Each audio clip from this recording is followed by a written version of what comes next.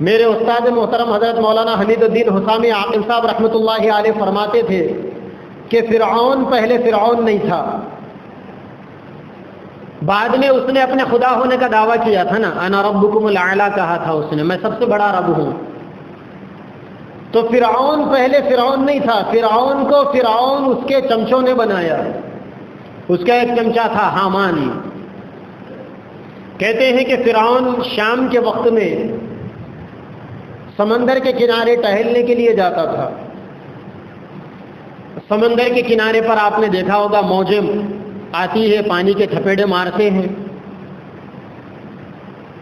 اور کبھی کبھی وہ تھپیڑے بہت دور تک بھی جاتے ہیں، اور کہتے ہیں کہ سمندر کے پانی کا تعلق چاند کی روشنی سے زیادہ ہوتا ہے۔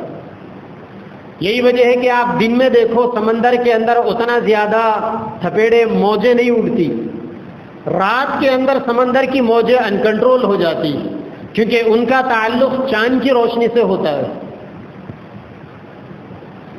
جیسا جیسا شام ہوتی ہے، چاند نکلتا ہے، سورج ڈوبنے لگتا ہے، تو چاند کی روشنی جیسا جیسا سمندر پر پڑتی ہے، ویسا ویسا سمندر کی موجیں انگڑائیاں لینا شروع کرتی ہیں، اور جب رات آتی ہے تو پھر تو معاملہ انکنٹرول ہو جاتا ہے۔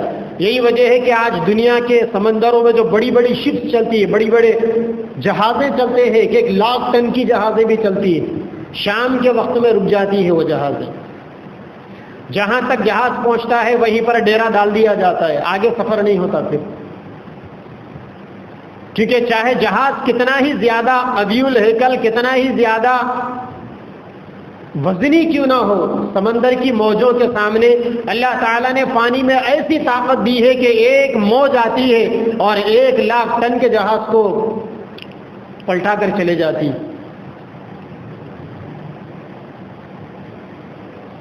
یہ سمندر کی خصوصیت ہوتی ہے۔ تو فرعون کے بارے میں یہ مشہور ہے کہ وہ شام کے وقت میں ٹہلنے کے لیے دریا کے کنارے پر جاتا تھا۔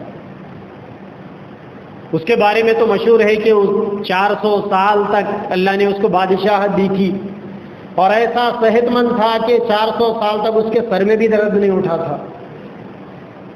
ایسی تندرستی اور ایسی صحت اور ایسی لمبی عمر اور بادشاہت ساتھ میں، ساری نعمتوں کو اللہ نے ایک جگہ جمع فرما دیا تھا۔ اب جب ٹہلنے کے لیے جاتے تو ساتھ میں ان کے وزیر بھی ہوتے، ان کے منسٹرز، ان کے چمچے، تو ان میں ایک حامان تھا۔ سمندر کے کنارے جب یہ ٹہلتا اور سمندر کی موج جب درمیان میں سے بڑی تیزی کے ساتھ آ کر فرعون کے پیروں کو ٹچ کرتی، تو وزیر بادشاہ سے کہتا، بادشاہ جی بولیے کیا بات ہے؟ سمندر آ کر آپ کے پیر پڑ رہا ہے۔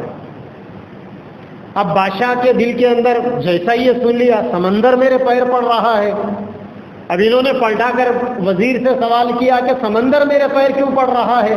بادشاہ خدا ہے اس لیے آپ کے پیر پڑ رہا ہے۔ اب فرعون یہ کہنے لگا اچھا میں خدا ہوں، خدا کو ہی نہیں معلوم یہ خدا ہے۔